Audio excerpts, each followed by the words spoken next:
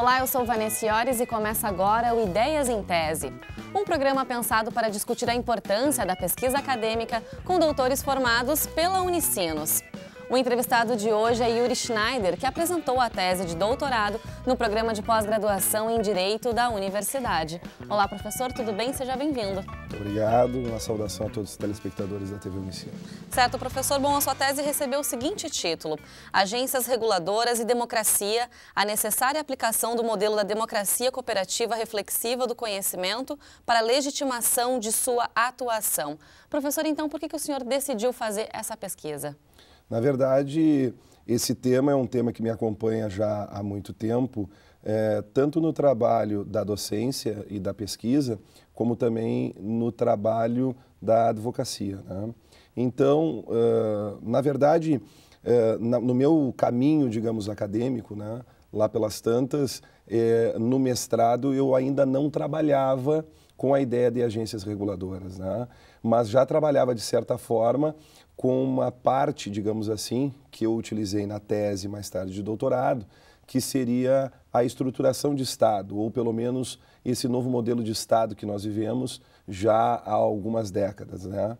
Então, a ideia de estruturação de modelo estatal, a ideia de crises interconectadas que nós vivemos no Estado contemporâneo, né? Principalmente, digamos assim, com o fulcro nas obras de José Luiz Bolzan de Moraes, que foi meu orientador na dissertação de mestrado e também depois na tese de doutorado, era já um tema que eu trabalhava, de certa forma, já há algum tempo, né? Então, essa estruturação de Estado, a crise conceitual, a crise filosófica do Estado em que o Estado passa, a crise institucional ou constitucional, digamos assim, isso já fez com que eu vislumbrasse, digamos, alguns reflexos que isso trouxe a uma N possibilidades digamos assim, de atuação do Estado, do próprio Estado. Então, na verdade, esses reflexos, digamos, né, na dissertação de mestrado, eu utilizei para trabalhar com as ações afirmativas,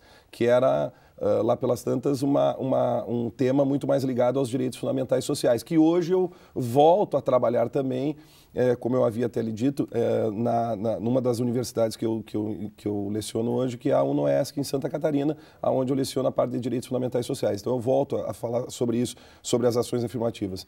Mas este tema de crise de Estado, ele serviu também para que eu pudesse observar outros reflexos, e um deles foi nas agências reguladoras.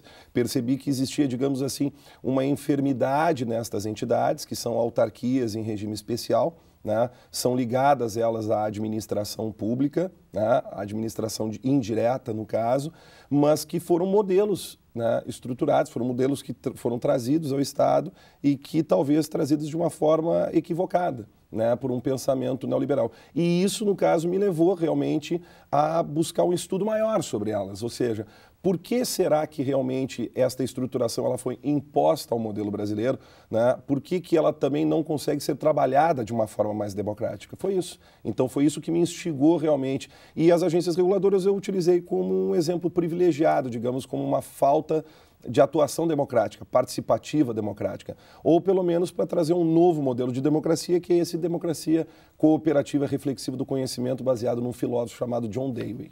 E o que significou, então, professor, o desafio de trabalhar com esse tema?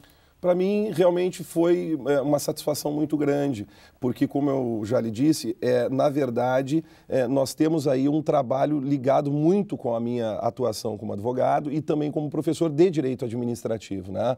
Em todas as instituições, sejam elas na faculdade, na graduação, pós-graduação, lato sensu, estrito sensu, e até mesmo nos preparatórios de concurso público, né? Que muitas vezes atuo também.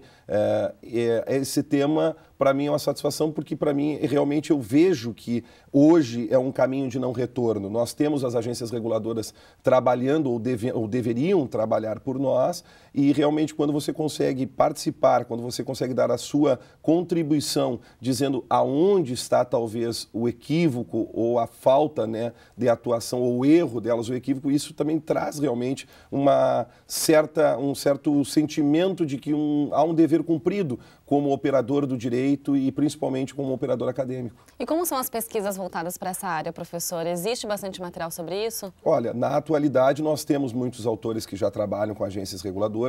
Não é um tema, digamos assim, que seja esparso ou que tenha parcos recursos, né? Não, nós temos vários autores, tanto de direito administrativo como de direito econômico administrativo no Brasil, que trabalham com as agências reguladoras e, de certa forma, denunciam, digamos assim, alguns aspectos que talvez estejam equivocados ou errados sobre elas.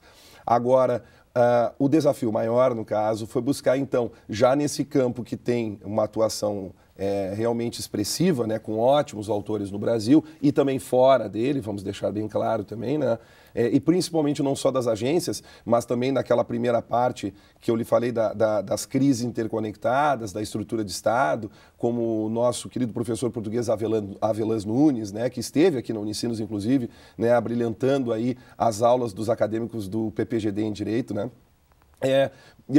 O desafio foi esse, de tentar buscar a originalidade, a inovação, porque é isso que caracteriza a tese. Então, na verdade, ali eu já tive que inserir este novo modelo de democracia, que aí sim, aí eu realmente já tive um pouquinho mais de dificuldade de buscar esse tema aqui no Brasil, porque era um autor um pouco mais desconhecido para o direito. Na parte da pedagogia, o filósofo John Dewey, ele é bem trabalhado, né? Porque ele trabalha com essa ideia de democracia do conhecimento, né? Só que na parte do direito, realmente, nós temos esse déficit. Então, aí, nesse momento, eu tive que buscar alguma literatura estrangeira, né? E aí, claro, que hoje em dia a tecnologia nos ajuda bastante, porque hoje nós acessamos as livrarias virtuais e nós conseguimos muitas vezes, né? Demora um pouco, mas nós conseguimos muitas vezes ter esses livros em mãos, né, principalmente do velho mundo, né, do nosso continente europeu lá, que muitas vezes ele tem o nosso direito muito parecido com o deles em algumas questões, né. E como é que o papel do orientador também foi fundamental nesse aspecto, professor? Olha, pelo papel do orientador, o que eu posso dizer realmente do Bouzé de Moraes é que realmente, não só na tese de doutorado, mas na dissertação de mestrado, ele sempre foi muito presente quanto a isso, principalmente com essa ideia da estrutura de Estado, né? E como ele também tem um vasto material acadêmico sobre isso, fica muito fácil trabalhar, digamos, com uma pessoa que já tem digamos assim, um trato com a matéria muito mais refinado.